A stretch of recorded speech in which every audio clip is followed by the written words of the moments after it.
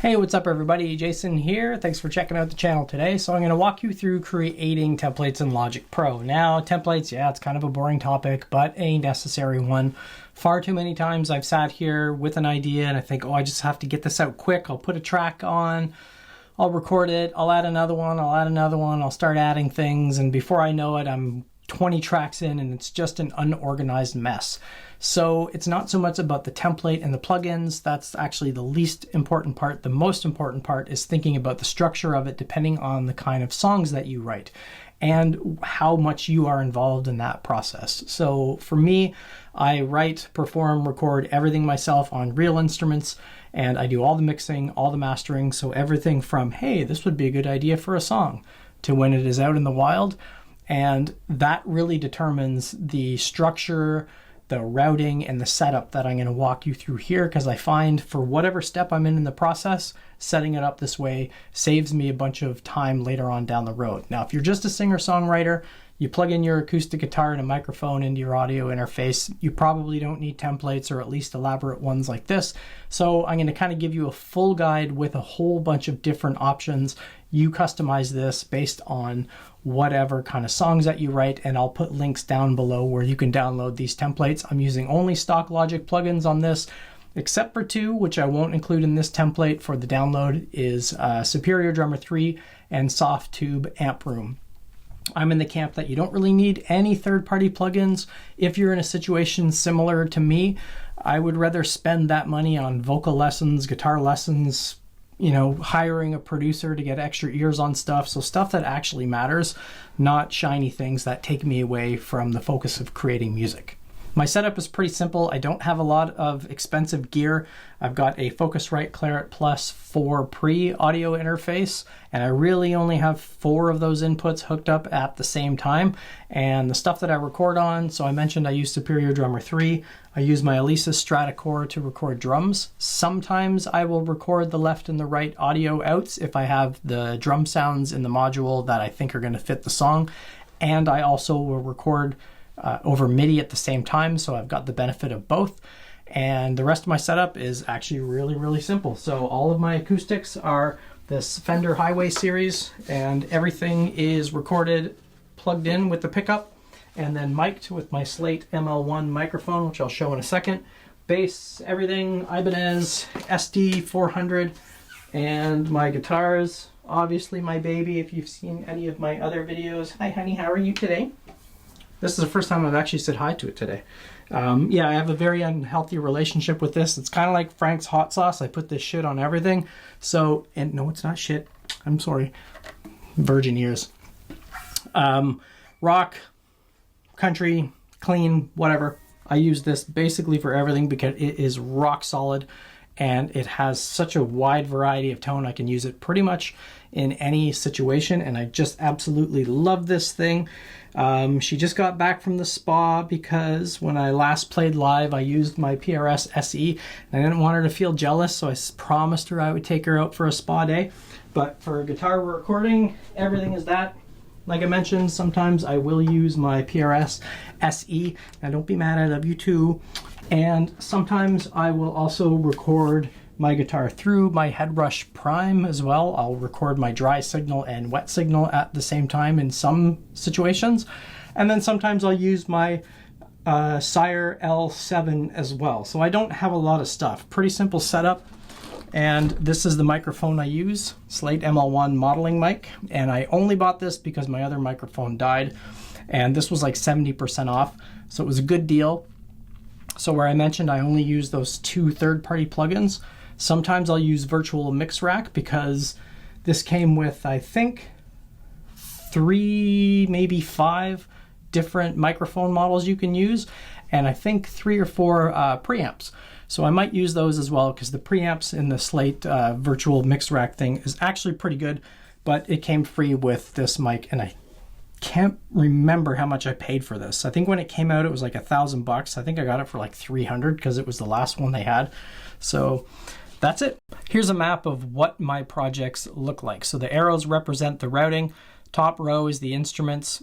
Middle row is one of the buses and stacks. This bottom color row is other stacks or aux channels. Same with all the gray ones down here. I'm not going to go through all of this right now because I'm going to build this live so you can see. I'll talk about the pros and cons for each one. But this is the philosophy I have behind the templates. All of my songs, I record each guitar part twice. So typically I will have a left guitar and a right guitar, and the arrangements are different. So for example, my left guitar might be open chords in position 1, and my right guitar might be the inversions of those chords. But I always record them twice. So even if it's just 2 guitars, a left and a right guitar, that's 4 tracks. I don't copy and paste anything. If you want to, I would recommend you copy and paste them, then you record them twice, listen to the differences yourself. But I will record the verse guitars, I will roll those into a verse guitar stack. Chorus guitars, same process, into a chorus guitar stack. Any yummy, tasty accent guitars into their own bus, and then all of these route to an electric guitar bus. I do this so I can solo just all of my guitars by themselves, without the leads, without the acoustics, etc. And then in any combination.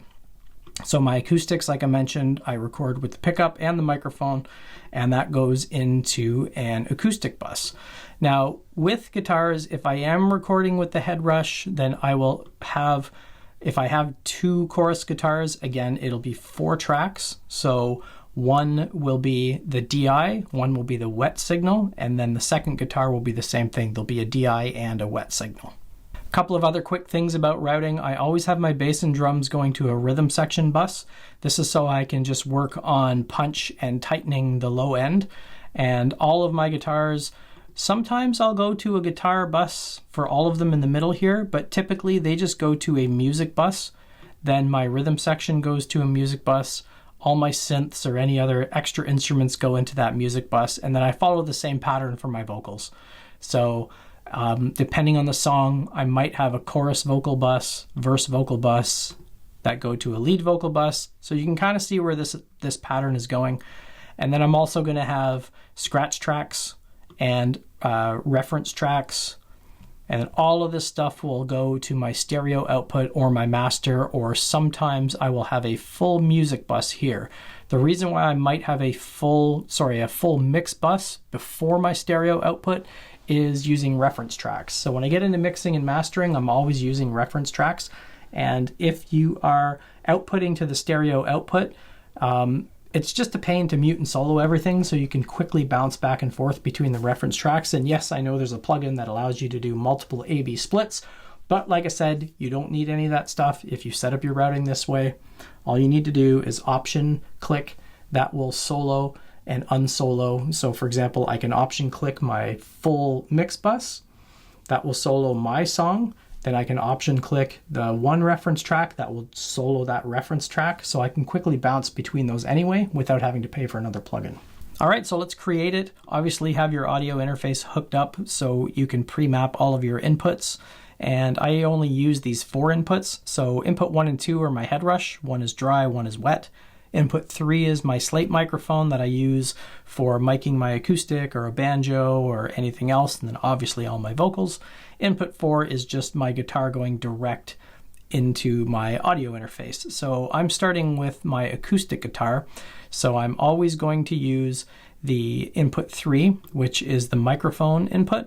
I'm going to hit create, and then here's just a couple of tricks to quickly set this up. I call this acoustic mic.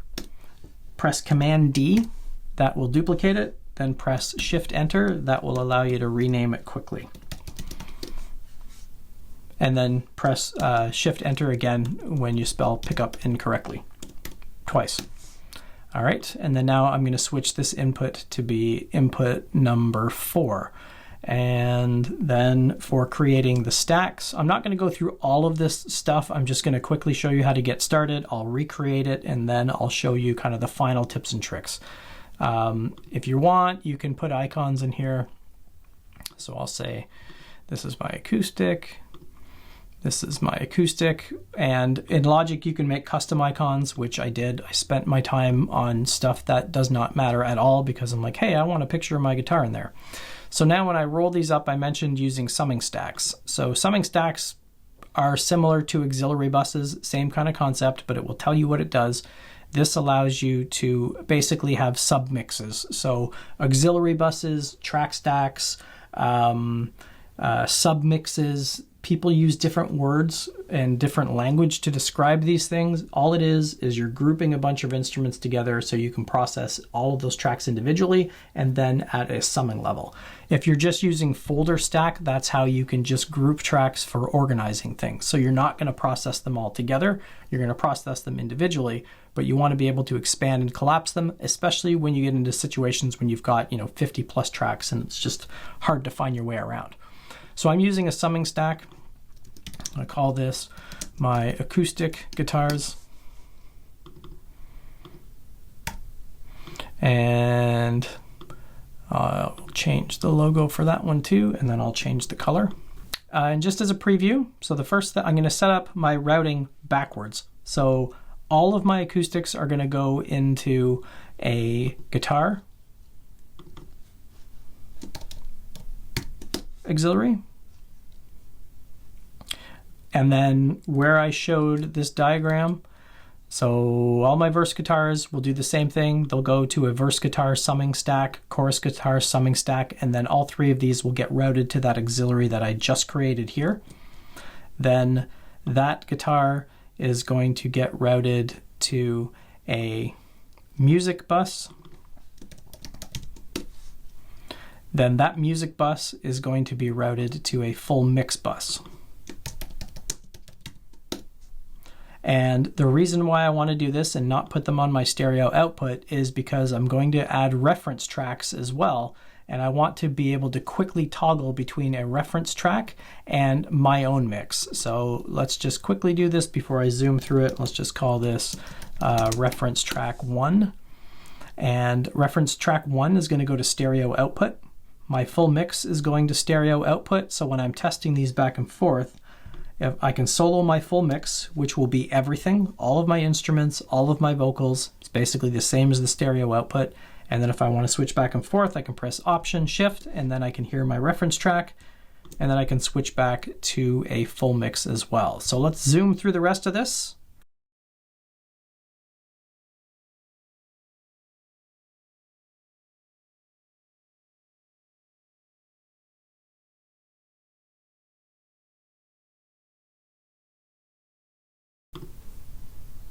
So here's the main difference. Now that I've almost got to the end here, I'm going to make my banjo, synth, and whatever instruments in a folder stack because I don't want to process them the same. I just want to group them so I can expand and collapse. And I'm just going to call this one extra instruments. And I may or may not use these, but at least they're there if I need to.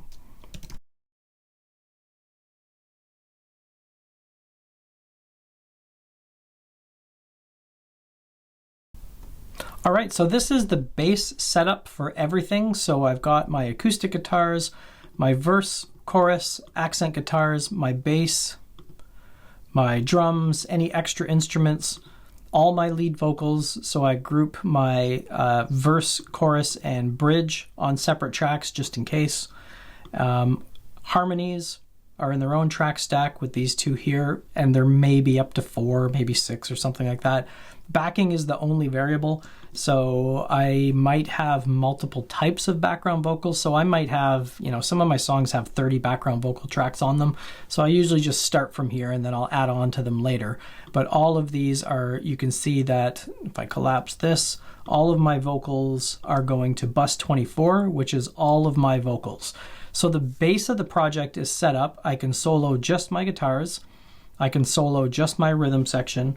I can solo just all of the music, and then I can do the full mix if I want. And I can also solo or unsolo all of the vocals. All right, and here's what it looks like on the full mix. So this song has about 48 tracks. I'm not finished yet. I'm going to be redoing some of the background vocals, but there's 48 in there now. There's probably going to be 60 when it's all said and done. These 3 bottom tracks are reference tracks and noise levels for mixing and stuff like that. But you can see I've got all of my guitar tracks here. So I've got my acoustic, accent guitars, my verse guitars, chorus guitars, and tasty guitars, which is just more accent guitars. And my chorus guitars actually have quite a bit In here, there's some strumming and there's some plucking. And the thing to look for is the output line. So these are all going to bus 21. And bus 21 is my all guitars channel. So I can do some processing here if I want. And if I just want to solo this out.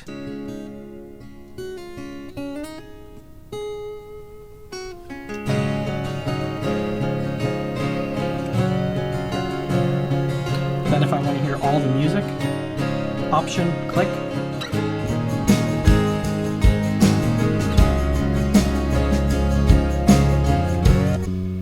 If I just want the drums and the bass or the rhythm section, if I just want the backing vocals,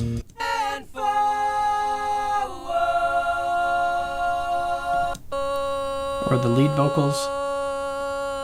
Oh, I'm drowning without you, 'cause you got me out of my mind. And the full mix.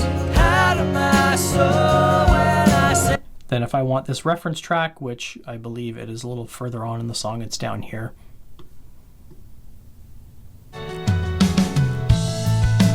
I survived, oh, 'cause you were everything.